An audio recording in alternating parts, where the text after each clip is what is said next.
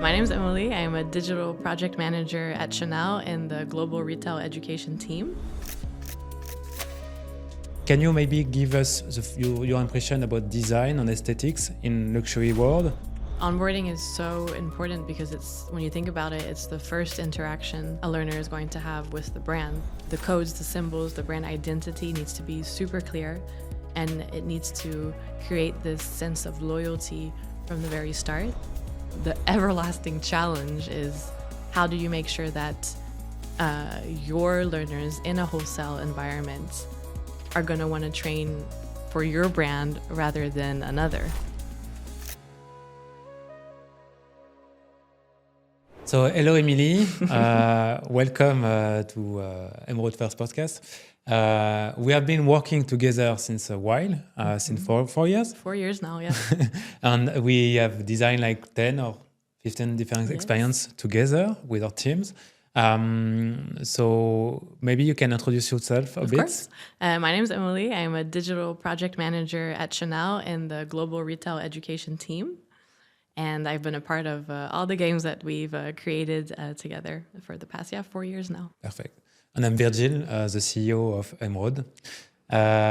So to start, maybe you can tell us, so you have a lot of experience in luxury, so I think we will have a talk about this mostly. Can you maybe give us your impression about design and aesthetics in luxury world? How does it increase engagement? I think either for design and aesthetic, but also storytelling, they all go together. So like for storytelling, it's so important to, from the start, tell the story of the brand, create the immersion, make the learners feel engaged. Because once you've done that, then you're going to create an emotional connection. So once you've told the story, created a character, given the learner a specific mission, then the learner is going to feel emotionally connected and is going to want to play the game.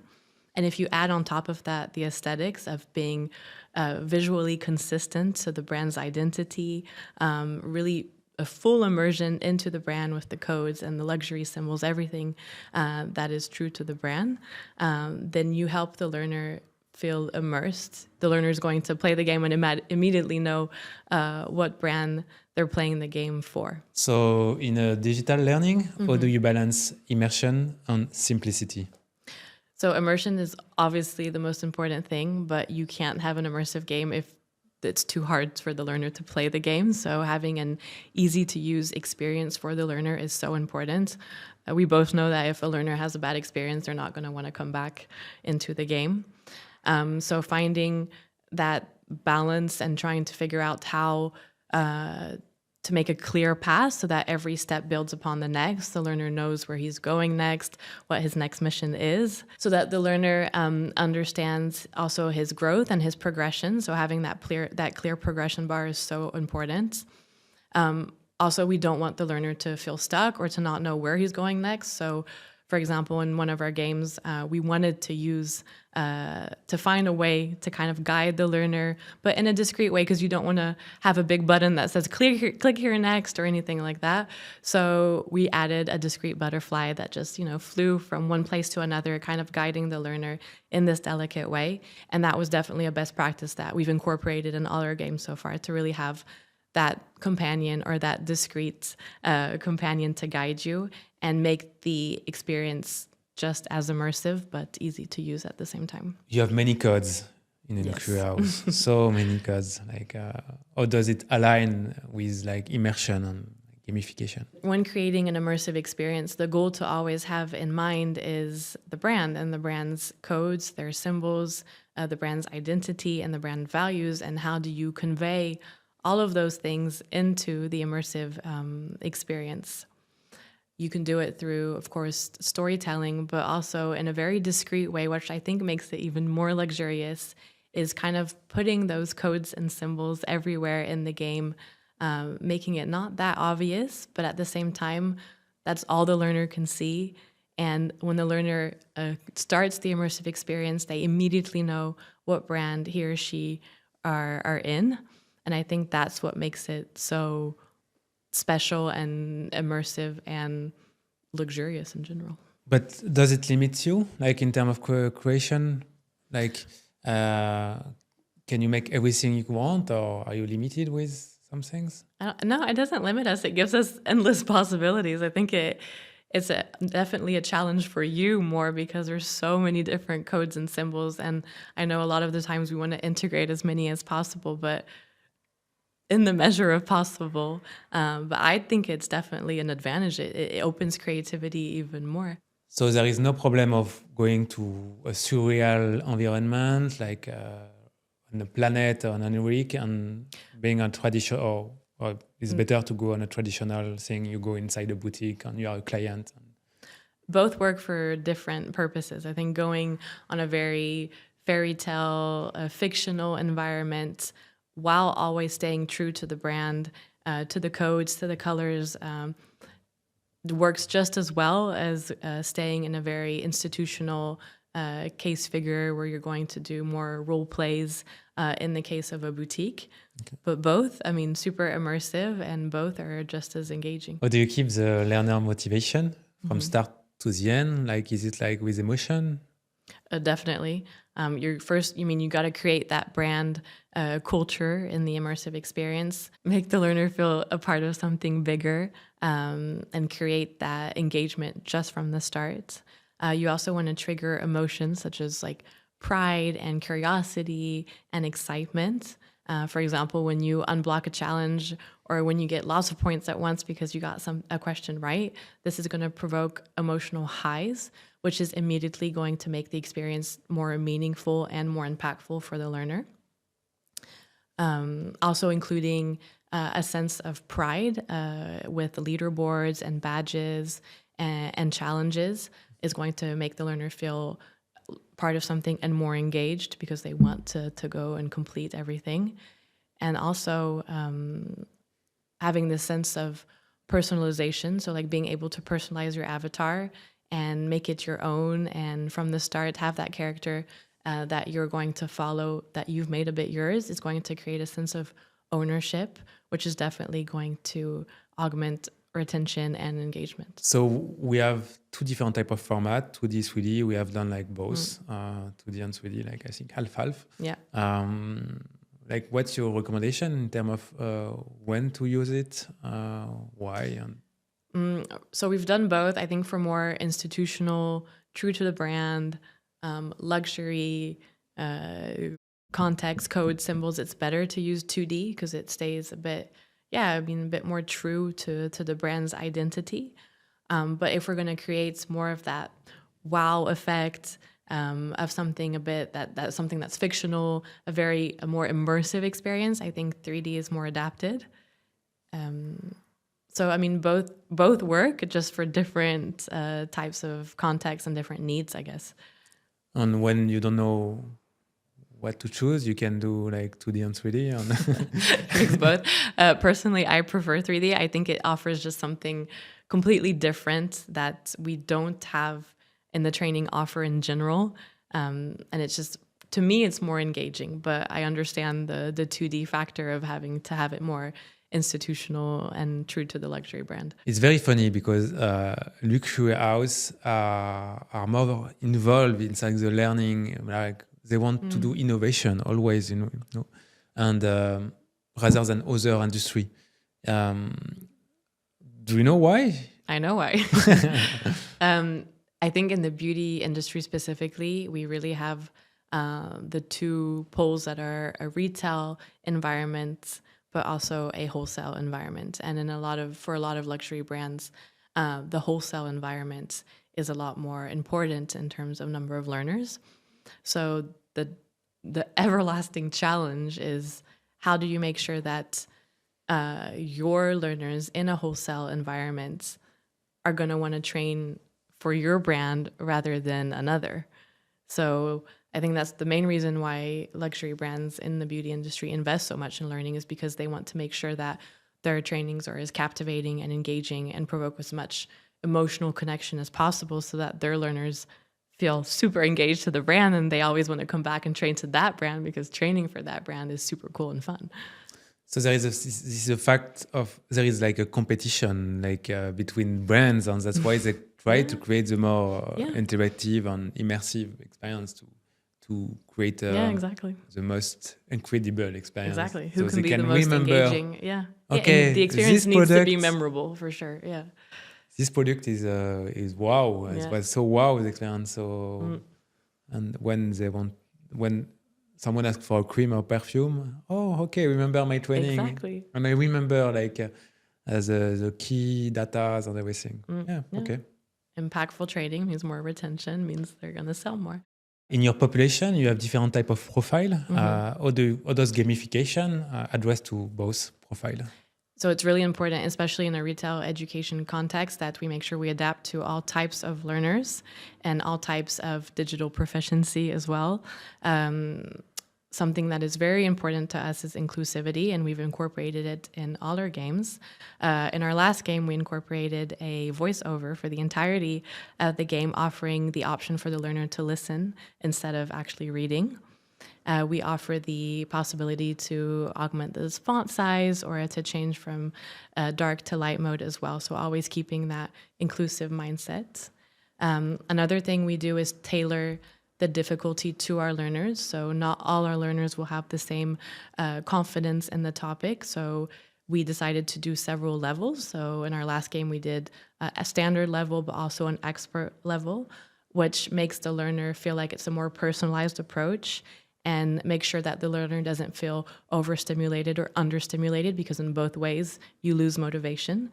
So I think for those two cases, we really try and adapt to all our learners' profiles. But adaptive learning is very something, like everybody is talking about Yes. adaptive learning, having like something very custom to each profile. So you have the hard, easy way of doing the experience. We have also the short and long way. Yeah. Do you have other like thing you can do? We haven't done it yet, but adaptive learning could be also adapting according to what the learner knows. So their answers, what they did well on, and their areas of opportunities, and adapting the following questions according to that. So why you should invest in digital learning, in interactive experience, and what is the ROI on it? I think investing in an immersive experience is useful for 3 different points. First, you're going to boost your learning efficiency. So the approach of really learning by doing is going to make the learner feel more engaged, but less passive but active, but also really help with retention and memorization. Then we boost engagement. So overall, with this multi-sensory approach of having music and different challenges and beautiful visuals and a companion to guide you and storytelling and brand identity, all these things are going to create emotional connection for the learner, which means he'll be more involved and feel more dedicated to his training.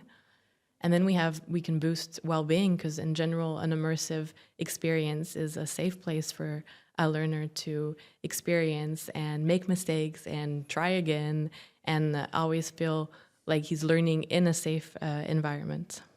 Okay. On all your experience, at the end, you have like a score. Like Yes. they can rate the game and they can rate. They can rate and comment. They can rate and comment the learning experience. So you have a feedback just straight away after Yeah. how they like it. But how do you measure in 6 months, in 10, 12 months, how it has been effective in terms of impact? So after all our immersive experiences, we look at, so obviously completion, so how many learners have completed the game, but also progression, like did it take them till the end, or did they stop midway? Like you said, we always have qualitative data with the comment section, so we really take in the feedback and we adapt for our next experience, we adapt according to that feedback. We have a score, so quantitative feedback as well. So when you are a retailer, when you do a training, you are almost always alone. What did you make as? Do you have some example of things you did, like to make it more a community thing or collaborative? So, yeah, fostering that sense of community and creating it within a digital experience is something that we have done and that has worked. In one of our games, we created the multiplayer mode, and there was 2 ways of playing. The first way was either joining an already existing team, so you could join your peers all around the world and play live with them, which really fostered that sense of community and having to be, you could chat with them also, so you could like tell them different tips and guide them through the immersive experience. And the second way was you could create your own team and have your peers join that team, which I think in a retail environment, especially in boutiques, you could, before the store opening, create your team and play with your peers and really create that sense of collaboration with the unique goal of training. And I think that's very special and unique when it comes to gamification. I think when you have confrontation with other players on a training is nice, like to say, okay, this product can do this or this. When you don't have an answer, you can discuss with your colleagues and to find the right answer. So it's that's why you are using a lot the classroom format. Exactly, because it really fosters the fact that you can ask your trainers any questions or ask your peers any questions that you don't have the opportunity to ask when you're in front of your screen alone. So it's like a mini brainstorming with your peers on a question, on our mini games. Exactly, and that's so different, and something different that kind of breaks the learning routine that beauty advisors in general have of just training on their apps alone. It really brings something different and disrupts that routine. So after a training end, like what happened? How do you recognize like the learners that completed the training? So everything that has to do post-training is done locally by our digital learning managers. So from the start, they're going to define what the post-training plan is, or have they put in place a reward system or a leaderboard. So both can be possible. They can offer physical rewards, but also just the fact that it's, a sense of pride to have your name posted on a leaderboard in front of all your peers saying that you won the challenge. So it's really up to the digital learning managers locally. Okay.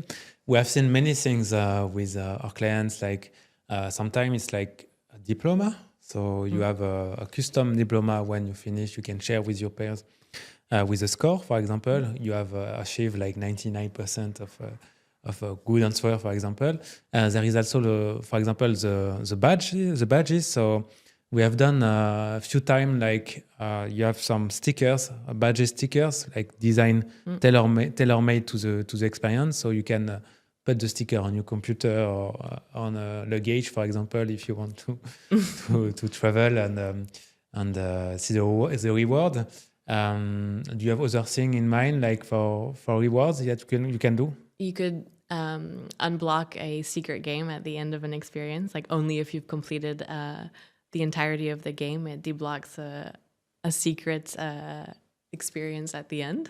Onboarding is something very important in the retail environment, because when beauty advisors have like Dior, Chanel, and Vuitton, and other brands to discuss about, they have to be onboarded in a more immersive way, I think. So do you have some advice to give? I mean, onboarding is so important because it's, when you think about it, it's the first interaction a learner is going to have with the brand. So the codes, the symbols, the brand identity needs to be super clear, and it needs to create this sense of loyalty from the very start.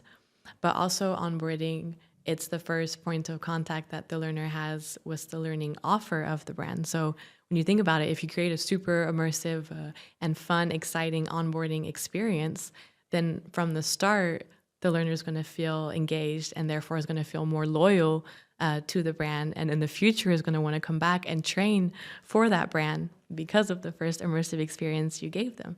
I mean, first impressions, they don't lie, and I think it's very true in this context. Okay, but for the onboarding, they will be inside a boutique, inside a store, so they don't have much time. So how do you do to make them? So you divide it into different levels or different chapters, and I think also providing the learner with an overall sense of what is in the onboarding program and giving them a visual progression bar so they can see where they're at, where they're going, and what's the entirety of what they have to do in order to complete their onboarding program is going to, like you say, help the learners, because they're in a retail environment. They can't spend that much time training per day. So having that visual okay, I can do this today and I still have that to do tomorrow, is really going to help the learner advance in his onboarding. It's funny because we were discussing with Pooh, which is our communication manager, and she was saying like, why Chanel is always one step ahead of other house, and I think there is some answer, no? I mean, it's Chanel, so the degree of excellence is always higher.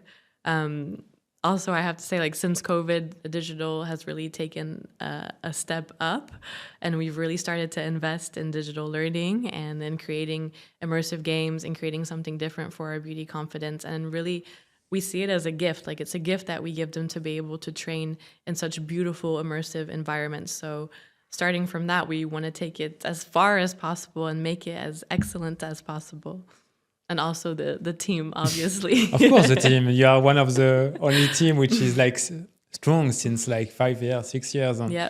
And you are keeping building new projects. I think I had a discussion with one of your colleagues a few months ago, and she told me, I think the difference is that we are not looking at long-term projects. So you are always looking at 6 months ahead and not like behind. And when you launch a project, it's always like there is a short timing. For sure, yeah. And people usually are more like, okay, I'm waiting for my budget next year and I will launch the year after the project. So it's 2 years before a project launch. We do it straight away. And we also really build upon previous experiences. Like all of our immersive games, we've really done compared to like the previous feedback that we've gotten, and we've really taken it into account. And that's why it keeps getting better as well. From all the luxury house we have, you are the one who deal with the most market. You have like 43 languages. So how do you manage like to do local activation? We like to say that we do a global framework for a local activation, meaning that, of course, we'll create the experience with the key messages, the universe, and all that. We have to consider that the immersive experience is going to be adapted locally, and that we have almost 50 different markets that have different realities that are going to need to adapt because of legal reasons, because of marketing reasons, because of tone of language. We have 5 different Englishes already, so that makes it more complicated. So in our local markets, our digital learning managers, they're our key ambassadors. They are the ones who are going to activate the experience locally and adapt. And in order to adapt, because we tried doing the version of translating and adapting 43 languages on an Excel file, and it wasn't fun. So together we created a platform that we were able to keep all the translations/adaptations in one single place and have our digital learning managers be able to directly go into that platform and adapt and then launch in their markets. And they are the key actors in doing so. Okay. And on all this ambassador, so it's what is an ambassador? Like it's for us, like our digital learning managers, they are the ones who are going to technically launch the game in our markets. Like we deliver the contents, we give them everything they need to be able to successfully launch the game. So the game, the platform to translate, the video, the teaser, a communication plan that they can adapt according to their market needs. But really, they're the ones who are going to deliver the content to our beauty advisors. You launch in different steps. So most of the company launch all globally at the same time. So with more recently, since you have like this platform, you can launch at different steps. So you don't need to wait for the Japan because it's late for translation or validating its part. Yeah, we tried that. It didn't work. We retarded everyone because we were waiting for one language to translate. So no, everyone's independent. And also it depends on local realities in a retail environment. We know that no one's going to launch a game around Christmas time because in a retail environment, that's the most busy time. So depending on also like different marketing launches in different markets, they're going to choose to launch the experience at a different time. Yeah, and you talked about Christmas, but for example, in China, it's in February, the big vacation. Exactly. So cultural differences make it that they're completely independent and in launching in their markets. And cultural differences inside games, like inside the experience, inside the learning you launch. How do you manage this? we have to be super careful from the start. We always make sure that we're inclusive as possible. We avoid any cultural stereotypes. We be careful in also the wording we use, the tone that we use. That can be different in different types of cultures. And we're also very aware of feedback. We have at the end of all our experiences the comment section. So if there's any cultural adjustments that need to be done, then we were aware and we can adapt. But the different countries manager test the experience before launching. And they always test first. Okay, so you can of have course, feedback. nothing is launched before our DLMs test. And all so you have always a character or something to refer to during the experience that guide you through the full experience. So do you have some fun fact or how do you design like a character and to make it not like look like a woman or a man? It's true. We have to be inclusive even with our characters. And the last character that we designed, we made it gender neutral because, why not be even more inclusive? In terms of pronunciation, all of your products are like in French. So it's a big issue like for voiceover or for translating, no? Because you have like some words that are purely French and they have to, in Chinese and in Japanese, need to know how to pronounce it. Also, our product names always have to stay in French, so pronunciation-wise, it's complicated for our DLMs. And this year we launched a game with voiceover for the entirety of the experience, and it was really, I guess it was challenging for some languages to be able to translate those product names. And we also incorporated AI, so you could either record your own voice as a trainer or generate the voice with AI. And having to train AI to be able to say those product names with the correct pronunciation, it was challenging. We have designed more than 10 experiences together, 10 digital experience together. I really don't like to talk about us, but it's important to maybe discuss about how creating is done. Do you have like a feedback to give us of creating with a creative team? How does it work? First of all, I think working with Emraude in general for us is a gift. The talent that all your creatives have is unbelievable. And we're always so amazed at everything that you can deliver. When we think that's your limits, it's more. Working with you on a daily basis is, I think, the most important thing is open-mindedness. Of course, you're creatives, you propose lots of different things, and you always try and listen actively to our needs and adapt accordingly, but you always listen to us as well. And I remember so many different meetings where we would go back and forth and like ping pong on all our different ideas, but coming from both sides and really having that co-constructive, collaborative approach that, I think all our experiences were based on that. You create a very safe space for everyone to feel like they can share their creative ideas.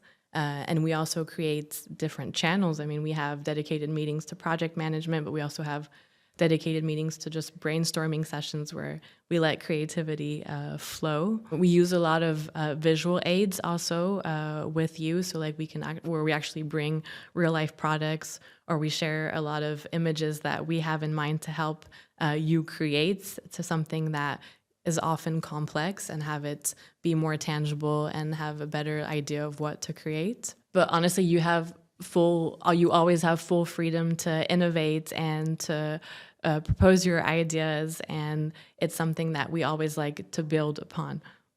Yeah, this last point is, I think, for us, the most important, that this is trust you give us. When you trust us, we want to always exceed your expectation because you want to satisfy you, because you believe in us. And that's how we work. Trust is very important with our clients. And we are like totally transparent and trustfully together. It's how it works so that's how we're not afraid to tell you, no, that's not it. And you're not afraid to tell us that we're going too far. So it works both ways.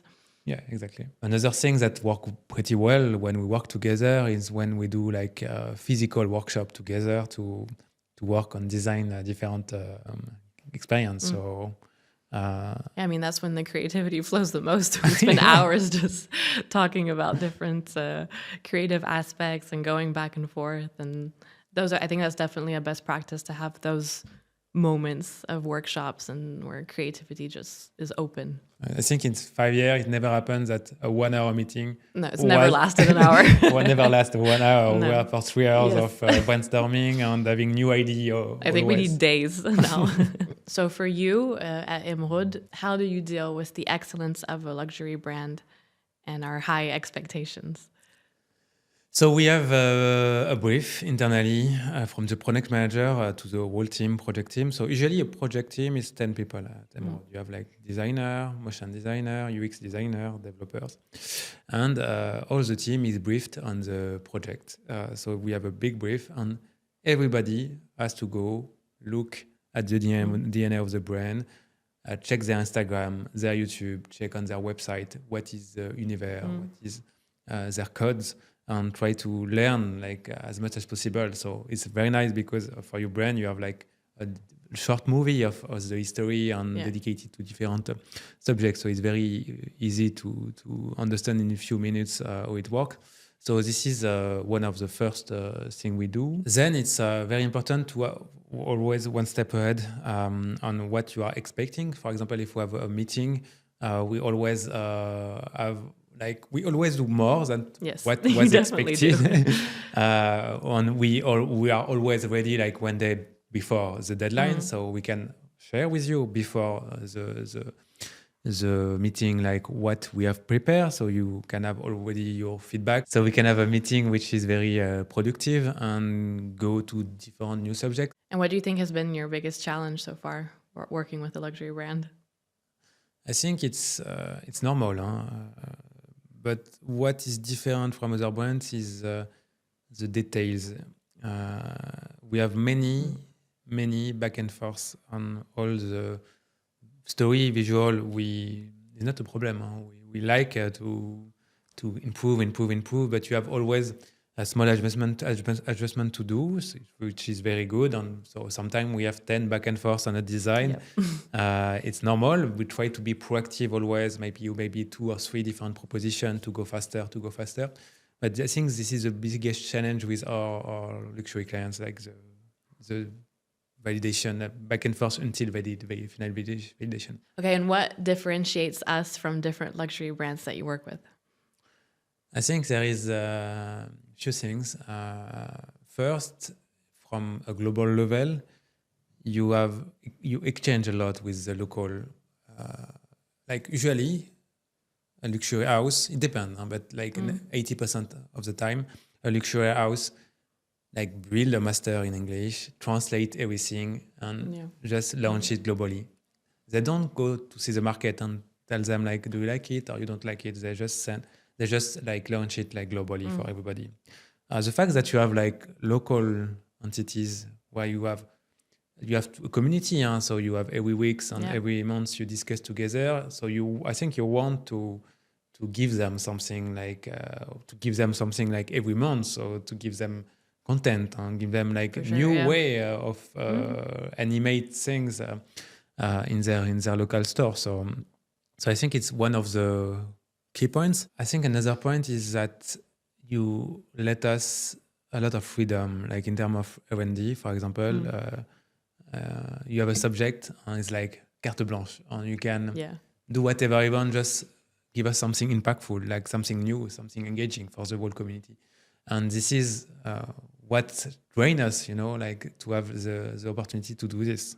Yeah, but it's mutual. I mean, we drive you to do more R&D, and you give us really innovative formats that have never been done before. So we keep hiring our expectations as well. I think another point is that you have a very close team. It's been 4 years we have been together, working with your same partners, and you have to work efficiently. And it's a very different from other houses I've seen.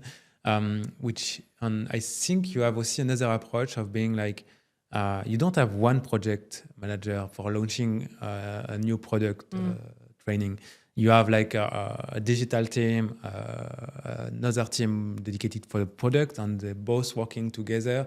And it's why it's fast, and it's why it's going that's fast. And because you have like a full team dedicated to the launch of a project, and you're not only working on one project, you have like 10 No, it's projects. transversal. Yeah, we get Yeah. to work with lots of different projects. But yeah, you're right. We're always in the middle, and we know how to work with our different partners. So In a luxury environment, there is a lot of times some constraints, yeah. which is the artistic direction, the marketing, the legal.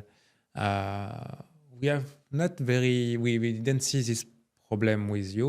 Like, how do you manage internally to make it? I think we centralize because, I mean, just like any luxury house, it's a reality. We work with marketing teams, with legal teams, with the laboratory teams. Yeah, that's true. Yeah, yeah. Yeah. It's a lot of different actors in the background, but I don't think it's something that necessarily you see because we centralize all the different feedback we get from these teams. But it does add to what you were saying earlier of having to have lots of different aller-retour in our projects because of different feedback we're going to get from the different teams. So it is something that can be challenging at times, but it's also super, precious to have all these different points of views. And it really, I mean, today, all the experiences that we've created were co-constructed with all these different teams. Okay. And I think you forgot local market too. Our local markets, but then they adapt afterwards. But during the Oh, co-construction, you never. Oh, no, we don't usually ask them during the construction of the game. They okay. adapt afterwards. We talk about many subjects. Thank you so much, Emily. Well, thank you. What can we say about the future? What's next for our What's next? collaboration? I think the main goal is to keep innovating and keep going that step further and bringing something new to our learners. I think we have a lot of exciting projects to come. So, of course, we'll keep everyone posted, but for now, we can't really say anything. Yeah, and thank you so much, Emily, for giving us the possibility like to always like create, innove, and there is so many things we can do with you, and we are very thankful. It's the same with us, so thank you. Thank you so much. Thank you.